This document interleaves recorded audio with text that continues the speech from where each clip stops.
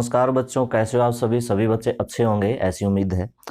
और जो हम सिलेबस कर रहे थे क्लास 10th का, उसका हमारा 13 चैप्टर पूरा हो गया। चैप्टर पूरा हो गया है, बस ऑप्शनल एक्सरसाइज के 4 सम हमारे टॉपिक से रिलेटेड हैं। 5वां, 6वां और जो 7वां सम है वो 13.4 एक्सरसाइज 13.4 एक्सरसाइज से रिलेटेड है, उनको हम नहीं करेंगे।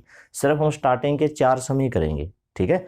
वो फ्रस्टम छिन्नक जो हमारी एक्सरसाइज 13.4 थी, फ्रस्टम छिन्नक हिंदी में उसको हम कहते हैं, उसमें वो वाले सम है तो वो वाले मैंने नहीं लिए, इसलिए सिर्फ 4 सम की हम बात करते हैं। तो फर्स्ट सम है ऑप्शनल एक्सरसाइज 13.5 का।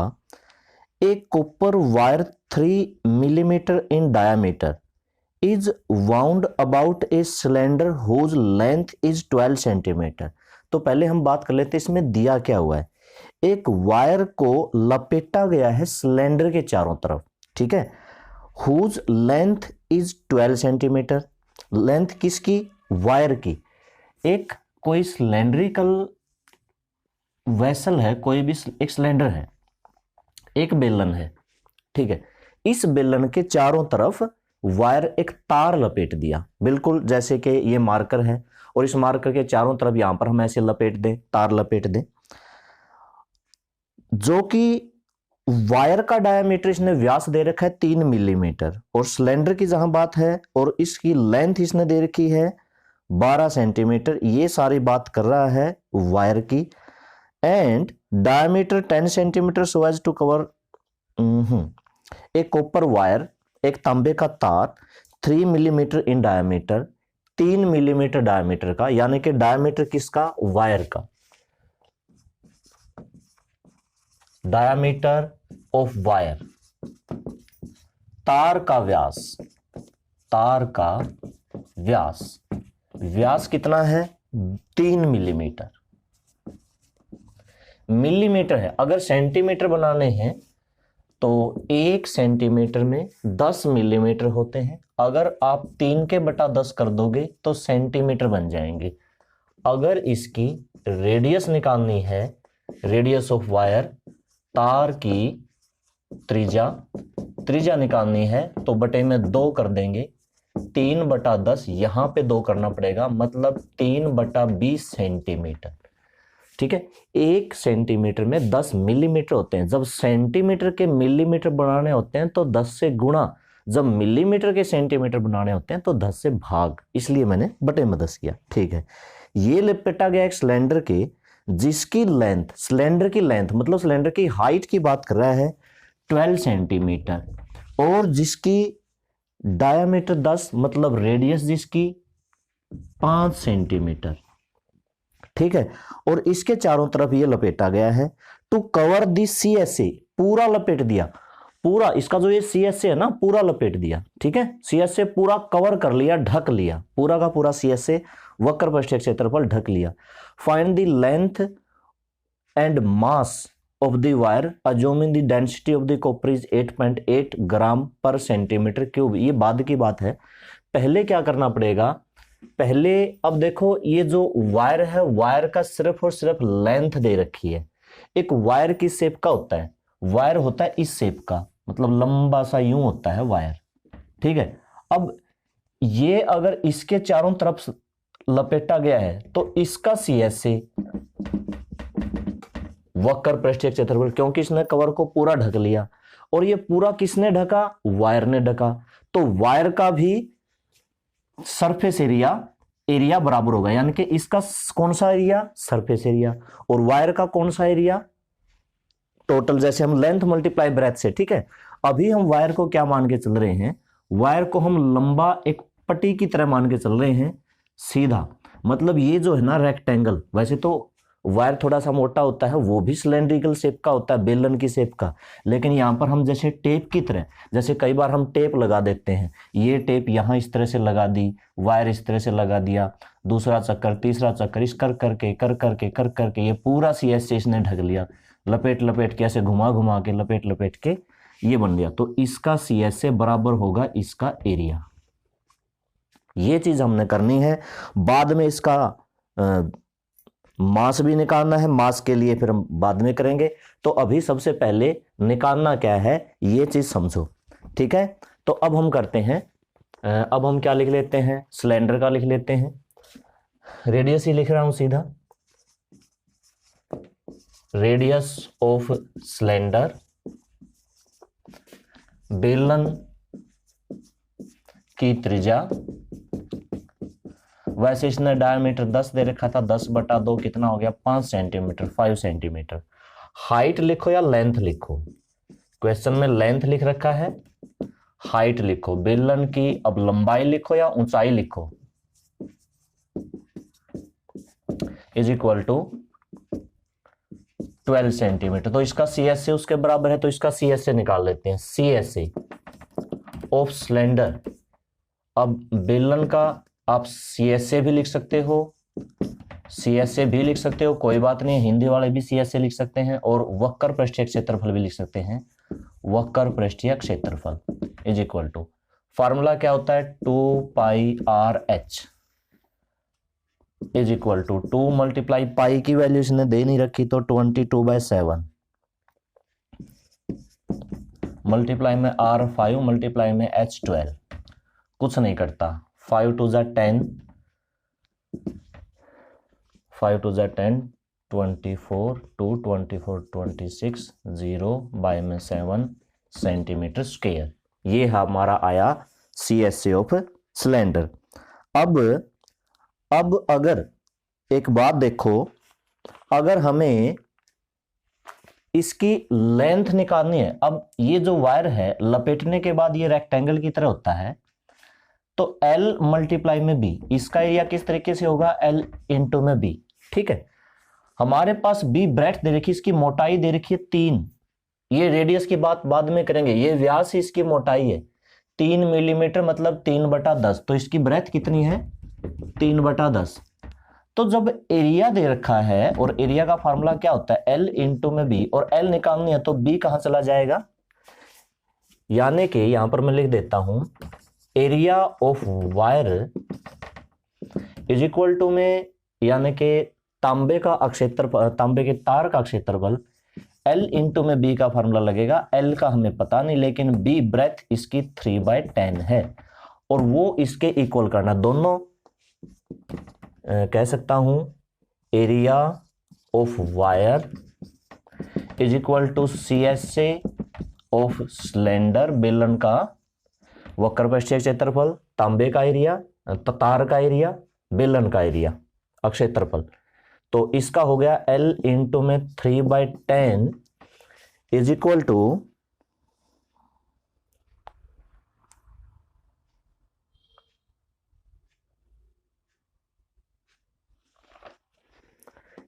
टू इसके 2640/7, तो L is equal to 2640/7 multiply में 10/3 is equal to 3,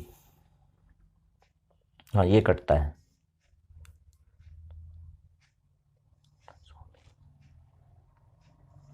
zero 8800/7 centimetre आई इसकी लेंथ, ये आई इसकी लेंथ,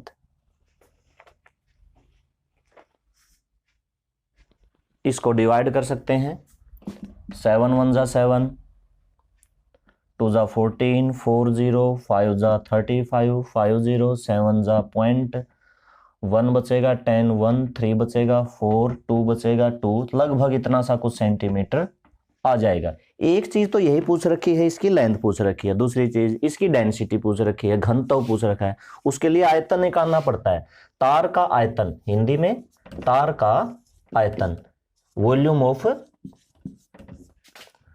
आयतन, वॉल्यूम ऑफ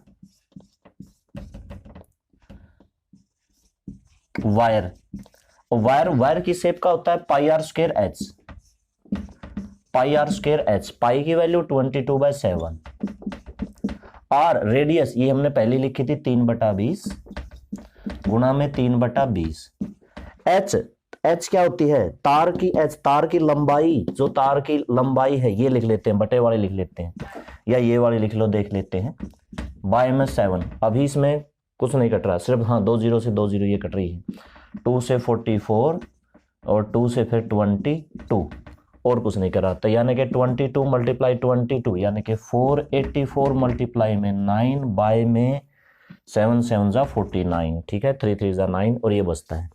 तो इतना ही एक बार छोड़ लेते हैं। अभी तार का घनत्व इसने पूछ रखा है, घनत्व डेंसिटी इसने पूछ रखी है, डेंसिटी ऑफ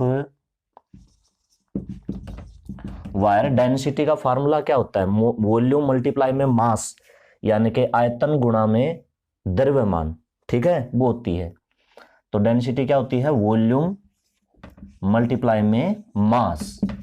वॉल्यूम की मल्टीप्लाई कर दो, जो आया है हमारा 484 गुणा 9/49। अब डेंसिटी इसने 1 मीटर क्यूब की कितनी दे रखी है, 8.88। 8.88 मतलब इतना ग्राम। मास तो दे रखा था ना, घनत्व इतना है, द्रव्यमान ज्ञात कीजिए। 1 मिनट, फार्मूला हमें निकालना था मास, और मास का ही फार्मूला क्या होता है, वॉल्यूम मल्टीप्लाई में डेंसिटी। हाँ उल्टा लिख दिया, मास ही तो दे रखा है, ठीक है, घनत्व नहीं बल्कि द्रव्यमान निकालना था, ठीक, घनत्व नहीं बल्कि द्रव्यमान निकालना था। और द्रव्यमान का ही ये फार्मूला यहां पर हो गया मास, और मल्टीप्लाई में ये हो गया डेंसिटी। क्या लिखूं, स्मॉल डी, वॉल्यूम लिख लेना पूरा का पूरा। अब ये कुछ कैंसिल नहीं होगा, 100, हाँ 8.88 था ना, 100 2 0 आ जाएंगी, हाँ ग्राम, इतना, ठीक है। तो ये इसका फार्मूला था। अब ये मल्टीप्लाई कर लेना, डिवाइड कर लेना, आंसर इसका यहां से निकल जाएगा। अब हम करते हैं सेकंड क्वेश्चन और उसको समझते हैं। जो हमारा सेकंड क्वेश्चन है, सेकंड क्वेश्चन एक राइट एंगल ट्रायंगल, ये छोटा सा क्वेश्चन क्लास 9th में भी था लेकिन इस तरह से नहीं था। एक राइट एंगल ट्रायंगल है जिसकी साइड्स हैं 3 सेंटीमीटर और 4 सेंटीमीटर। तो मान लेते हैं कि इस राइट एंगल ट्रायंगल, ये मैंने ली, ये हो गई राइट एंगल ट्रायंगल, इसकी ये वाली साइड है 3 सेंटीमीटर, ये वाली है 4 सेंटीमीटर, ये हो गया इसका हाइपोटेनस। हाइपोटेनस निकालेंगे तो पाइथागोरस थ्योरम से 5 आ जाएगा, ठीक है। इसको हाइपोटेनस के घुमाया गया, घुमा दिया, हाइपोटेनस के अबाउट इसको रोटेट कर दिया। तो जैसे इस साइड को तो यहां पर रखेंगे फिक्स, बाकी इसको घुमाएंगे, ऐसे बार बार घुमाएंगे। तो जो ये वाला पॉइंट है इस तरह से ऐसे घूमेगा, है ना, ऐसे घुमाना है। तो ये वाली साइड यहां आ जाएगी एक बार के लिए, ये वाली यहां आ जाएगी। तो इस तरह से इसको रोटेट करना। अब रोटेट करने से क्या होगा, 2 कोण हमारे पास बन जाएंगे। रोटेट करने से क्या होगा, 2 कोण हमारे पास बन जाएंगे। क्योंकि देखो इससे ऊपर वाला पार्ट क्या है, ऊपर वाला पार्ट क्या है, एक कोण, और नीचे वाला पार्ट क्या है, कोण, ठीक है। तो इसकी देखा जाए, अब इसको मैं दूसरे तरीके से बना देता हूं, इसको मैं इस तरीके से बना देता हूं, ये वाला यहां ऐसे और ये वाला यहां ऐसे, ये वाला पॉइंट A B C और D, ठीक है। ये वाले इधर 3 3 हैं, ये वाले इधर 4 4 हैं। पाइथागोरस थ्योरम से पूरा AC हम निकाल सकते हैं, 5 आ जाएगा पूरा का पूरा AC। मान लो ये बीच में मिड पॉइंट कितना है, D है, A D B C D M है, ठीक है। अब क्योंकि ऊपर वाले कोण की हाइट तो AM है, नीचे वाले कोण की हाइट CM है। ऊपर वाले कोण की हाइट AM है, नीचे वाले कोण की हाइट CM है, ठीक है। इसको भी यहां पर रहने देते हैं क्योंकि हमें इसमें ट्राइंगल की जरूरत पड़ेगी। तो ये वाली चीज मैं सीधी ले लेता हूं, सीधी ले लेता हूं, ठीक है। वो आप बना लेना, ये भी बनानी जरूरी है। अब क्योंकि ये राइट एंगल ट्रायंगल थी यहां B पर, तो B पर क्या था, राइट एंगल ट्रायंगल थी, ये भी राइट एंगल ट्रायंगल है। तो अगर सिर्फ हम इस ABC ट्रायंगल की बात करें, एक्सरसाइज 6.5, एक्सरसाइज 6.5, उसमें हम क्या करते हैं, देखो क्या करते हैं उसमें। 6.5 का ये रिजल्ट है कि किसी राइट एंगल ट्रायंगल में अगर आप इस राइट वाले एंगल से अगर यूं परपेंडिकुलर ड्रा कर दें तो 2 ट्रायंगल ये भी बनती हैं, 3 यहां पर राइट एंगल ट्रायंगल हमारे पास हो गई। एक तो पूरी राइट एंगल ट्रायंगल है, 2 ये राइट एंगल ट्रायंगल है। तीनों ट्रायंगल आपस में सिमिलर होती हैं। ये रिजल्ट ही हमने याद रखना पड़ता है, क्यों होती है, कैसे होती है, हमने कुछ नहीं करना। तो इसमें फिर याद ये रखा जाता है कि अगर ये एंगल मान लो थीटा है, ये 90 का है तो ये वाला एंगल कितने का आ जाएगा, ये वाला एंगल ये हो जाएगा 90 माइनस थीटा। ये अगर 90 और ये पूरा 90 का था तो ये वाला थीटा ही बचेगा। फिर से ये वाला थीटा है, ये वाला 90 का है तो ये वाला कितने का बचेगा, 90 माइनस थीटा बचेगा। तो ट्रायंगल को जब हम सिमिलर लिखते हैं, मैंने मान लो कि इसको नाम लिखा ए बी डी। यहां पर 3 ट्रायंगल हैं, ट्रायंगल ए बी सी, इसको मान लो D, triangle B C D और ट्रायंगल ए बी डी। ये तीनों ट्रायंगल आपस में सिमिलर हैं, तीनों ट्रायंगल आपस में सिमिलर हैं। बस इनका ऑर्डर हमें ध्यान रखना होता है। ऑर्डर क्या होता है, जैसे कि मान लो मैंने ए बी सी ऑर्डर लिख दिया, अगर ये इसके सिमिलर लिखनी है ट्रायंगल ए बी सी, तो मैंने लिया है ए theta B 90 C 90 minus theta, ऐसे लिखा है ना, ए theta B 90 C 90 minus theta. तो बी सी डी का ऑर्डर भी इसी एंगल के हिसाब से होना चाहिए। तो मैंने ली है बी सी डी, तो B theta D 90, B theta D 90 C 90 minus theta, ऐसे ही था theta 90 90 minus theta, theta 90 90 minus theta. अगर ये लिखना है इसके, अगर ये लिखना है इसके ए बी डी, तो ऐसे ही लिखना पड़ेगा, थीटा जो कि मेरा ए है, 90 जो कि डी है, और 90 माइनस थीटा जो कि बी है, थीटा 90 90 माइनस थीटा। अगर इनको आपस में लिखना है, मतलब मान लो कि मैंने यहां पर ट्रायंगल बी सी डी लिख दिया, तो सिमिलर टू, अब बी सी डी का मैंने कैसे लिया, मैंने लिखा है B C D, theta 90 minus theta फिर 90 लिखा है, तो A B D theta 90 minus theta फिर 90, मतलब ये ए बी डी ही रहेगा। ये ऑर्डर हम 6.5 एक्सरसाइज में समझ चुके हैं, और ये मैंने फिर से आपको रिवाइज करवा दिया कि 6.5 में ऐसे ही लिखते हैं। यही चीज अब हमें यहां पर करनी है, यही चीज हमें यहीं पर करनी है। तो देखो, इन फिगर क्यों करनी है, क्यों करनी है, क्योंकि हमारे पास पूरी ऐसी है, जब हम इसका वॉल्यूम का फार्मूला लगाएंगे तो इसकी हाइट एम चाहिए, और नीचे वाले कोन का वॉल्यूम निकालेंगे तो एमसी चाहिए, जबकि पूरी एसी हमारे पास है, हमारे पास ए बी और is equal to A D, दोनों की दोनों 3 सेंटीमीटर हैं, नीचे B C is equal to C D, दोनों की दोनों 4 सेंटीमीटर हैं, और बाय पाइथागोरस थ्योरम ये निकाल लेना, पाइथागोरस थ्योरम मैं सीधा लिख रहा हूं, A C is equal to 5 centimetre आ जाएगी। अब हमें निकालनी है ए एम और C M, because triangle A B M, मैंने लिखी ए बी एम, वो वाला कॉन्सेप्ट याद करो कि अगर इस एंगल को मैं थीटा मान लूं तो ये वाला एंगल, अगर इस एंगल को थीटा मान लूं तो ये वाला 90 माइनस थीटा, ये वाला थीटा, क्योंकि ये बी पूरा 90 का था, ए बी सी एक राइट एंगल ट्रायंगल थी, ठीक है, और ये वाला कितने का आ जाएगा 90 माइनस थीटा। तो ये वाला कॉन्सेप्ट समझो और देखो ए बी एम किसके सिमिलर है, हमें क्यों है कैसे है वो करने की जरूरत नहीं है।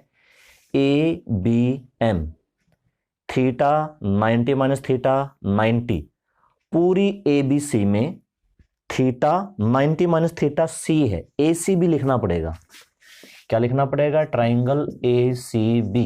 ध्यान रखो ए बी एम में A theta B 90 minus theta M 90, A theta C 90 minus theta, अगर यहां पर ये थीटा है तो ये थीटा, ये 90 माइनस थीटा है तो ये 90 माइनस थीटा, विच इंप्लाइज, इस पे लगा देंगे सीपीएसटी, सीपीएसटी से A B by A C is equal to A M by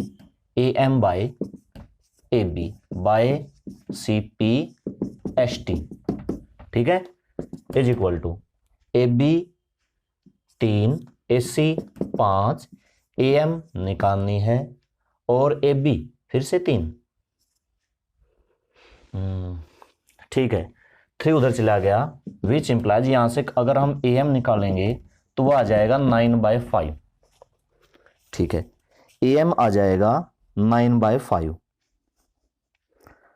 अब हाँ, अब निकालना है MC, सो MC, अब MC निकालना है तो पूरा AC में से AM माइनस कर दो, पूरा AC 5 था, AM 9/5, तो ये वाला आ जाएगा, यानी कि 5 माइनस का 9/5, 5 5 5 25 माइनस के 9, मतलब 16/5। बस अब क्या करना है, दोनों का वॉल्यूम निकालना है, जोड़ना है, एक साथ आप निकाल सकते हो।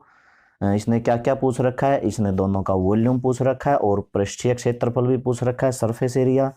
सरफेस एरिया अगर पूछ रखा है तो CSA की ही बात कर रहा है, क्योंकि टोटल में तो बेस लेना पड़ता है, और बेस तो बीच की चीज है ना, और बीच की चीज तो हमें कभी लेते नहीं। उसमें हाइट आ जाएगी, रेडियस, अच्छा BM रहता है, रेडियस नहीं आई ना, BM हमने नहीं निकाला, अभी हमने BM और निकालना पड़ेगा। अगेन इसी पे फिर से AB by AC is equal to BM by, फिर से करना पड़ेगा दोबारा से, BM बाई BC, क्योंकि अभी BM निकालना बाकी है। AB की वैल्यू फिर से रखी 3, AC की वैल्यू रखी 5, BM का हमें पता नहीं, और BC की वैल्यू रखी 4, 4 इधर आ जाएगा, गुणा कर देंगे तो BM कितना आ जाएगा, 4 इधर कर देंगे, 12/5, ये BM है। और ये जो BM है ये दोनों की रेडियस है, क्यों, क्योंकि BM जैसे M यहाँ पर मिड पॉइंट है, इसको इससे मिलाएंगे तो इसकी रेडियस इधर लो या उधर लो एक ही बात है, जो इसकी रेडियस है वही इसकी रेडियस है, दो फिगर एक साथ को अटैच करते हैं तो रेडियस हमेशा इक्वल होती है। तो ये BM ऊपर वाले का भी बेस है, ये BM नीचे वाले का भी बेस है, यही दोनों की रेडियस है। अब हमें क्या करना है, दोनों का वॉल्यूम और दोनों का CSA प्लस करना है। तो क्या लिखूं पहले, वॉल्यूम ऑफ बोथ कोन, दोनों शंकु का आयतन, वॉल्यूम ऑफ बोथ कोन। तो पहले वाले का यानी कि वॉल्यूम ऑफ, चलो हम सीधा फार्मूला लगा देते हैं, पहले वाले का क्या लिखेंगे, 1/3 पाई r स्क्वायर H1, दूसरे का क्या लिखेंगे, 1/3 पाई r स्क्वायर H2। दोनों की हाइट अलग है और r दोनों की सेम है। और अगर मैं यहां से कॉमन ले लूं, क्योंकि मैं हमेशा कहता हूं कि कॉमन लेना सबसे बेस्ट रहता है, कैलकुलेशन छोटी होती है, तो क्या बचेगा, H1 प्लस H2, ठीक है। तो 1/3 पाई की वैल्यू 22/7, पाई की वैल्यू क्या कह रखी है, जो भी उपयुक्त हो, जो भी सूटेबल हो, मतलब कुछ भी आप ले सकते हो। r स्क्वायर, r तो दोनों की सेम थी, 12/5 और H1 प्लस H2, एक H1 9/5, एक H1 16/5, तो 9/5 प्लस 16/5 इज इक्वल टू, यहां पर ऊपर लिख देता हूं, कुछ कटता है, 3 4 जा 22, 48, 725 और ब्रैकेट में प्लस करोगे 25/5, ब्रैकेट में बचेगा 5 से इसको कैंसिल कर देंगे 5, और कुछ नहीं करता, ऊपर मल्टीप्लाई करके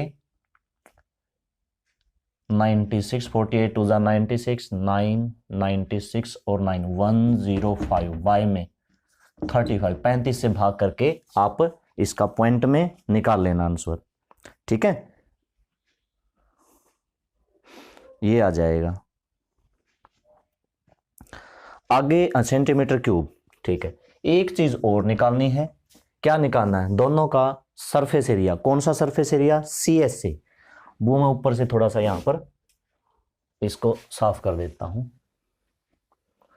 हमारे पास एक ही हाइट, स्लैंट हाइट भी दोनों की है, रेडियस भी दोनों की है, ठीक है। रेडियस कितनी है, 16/5।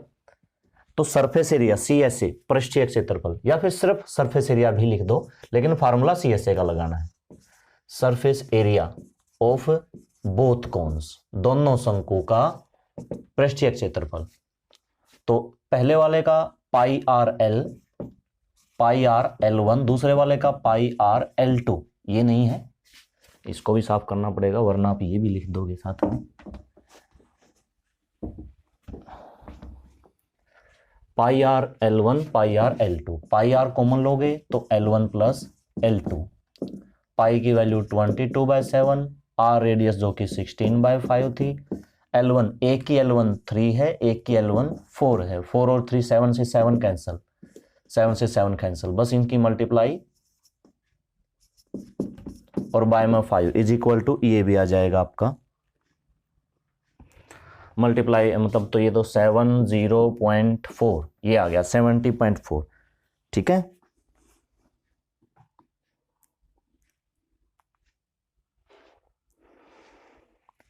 L1 L2 3 + 4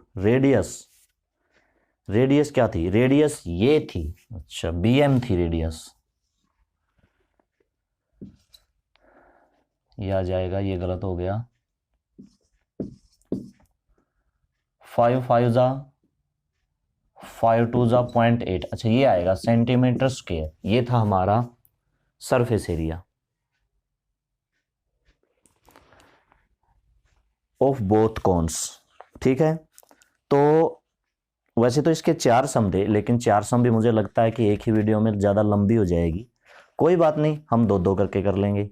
आज आप ये 2 कर लेना, समझ के करना अच्छी तरह से, ठीक है। बाकी 2 हम कल की वीडियो में कर लेंगे, क्योंकि ऑप्शनल एक्सरसाइज के सम थोड़े से टफ होते हैं, तो मैं क्योंकि ज़्यादा मुश्किल सम कम ही करनी चाहिए, इसलिए आपको सिर्फ आज मैं 2 ही दे रहा हूँ। ठीक है, और बाकी के 2 हम कल कर लेंगे, फिर चैप्टर हमारा पूरा आ जाएगा, फिर हम 14 चैप्टर शुरू करेंगे। ओके, ठीक है, थैंक यू।